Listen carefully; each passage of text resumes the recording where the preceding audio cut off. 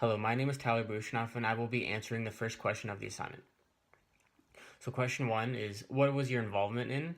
And throughout my whole life, I've always just been playing sports, not really too competitively, more like just like the house league part. But for the most part, it's just been like a little bit of physical play. It's just been like hockey. Always play pick up games like basketball, soccer, hockey, and all that stuff. And right now, and for the past couple of years, I've been going to the gym and running. Like to do 3 or 4 times a week. And yeah, since I've been 3 or 4 years old, just been playing organized hockey. And same with soccer too. Um, for what relationship to sport has been influenced by your experiences? Um, my whole life, my dad always tried to put me in hockey just because he wanted me to. He always came to my games and he always played it before, so that influenced me helped a lot. Same with my cousin. My cousin got drafted by the London Knights, and that influenced me always going to his games, which was very fun as a kid. Same with earlier, my mom always played soccer and she always played baseball too. Um, and like always hanging out with your friends too. It's just so easy, so fun. Just pick up soccer, pick up hockey, just grab a stick, grab a ball. It's a pretty good time. And for the key moments that have happened in my life for positive, besides every day playing, there was one moment in house league soccer. I believe it was my last year when I was around 16 years old.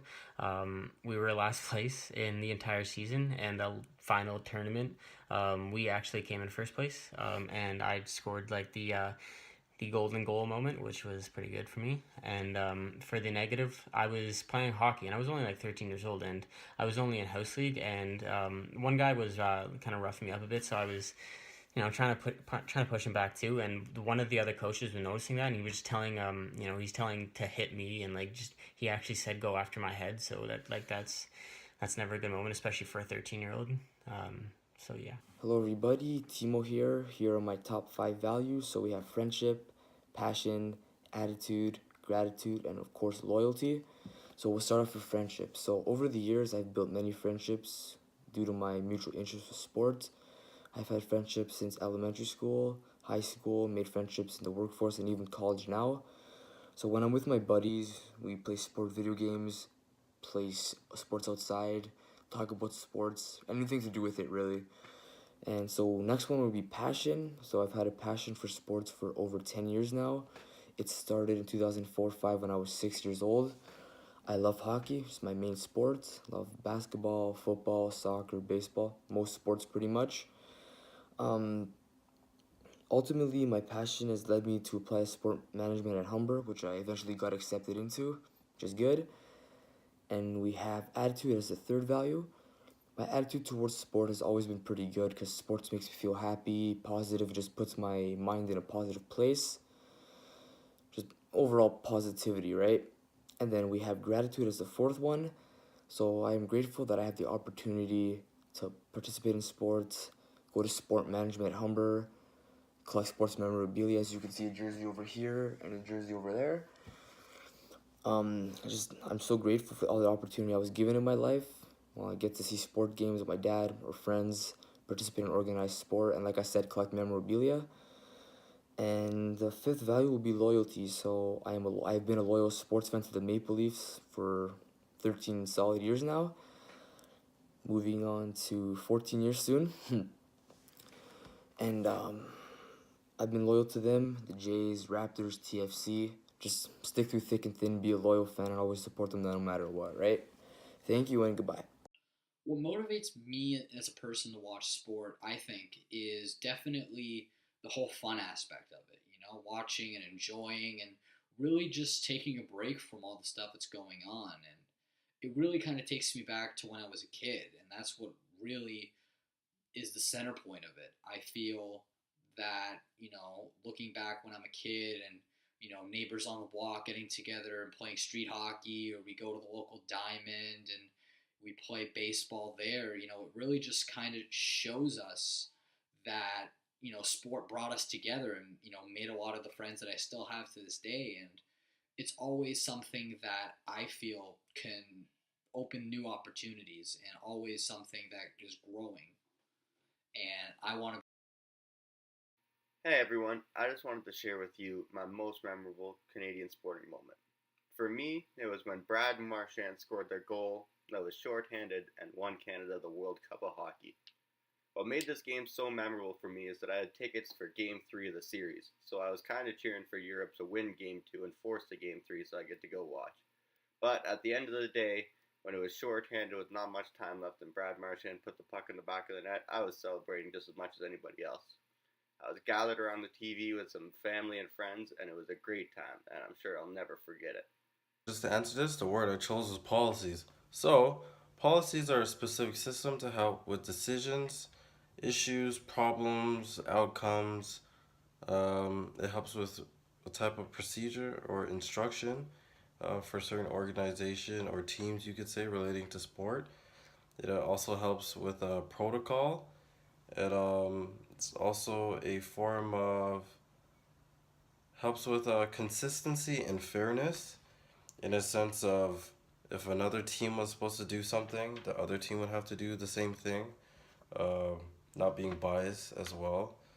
It also shows ethical behavior and just making sure that people act a certain way. So, for example, in the NBA, like flagrant fouls, not like excessively pushing someone, trying to kill them in a sense.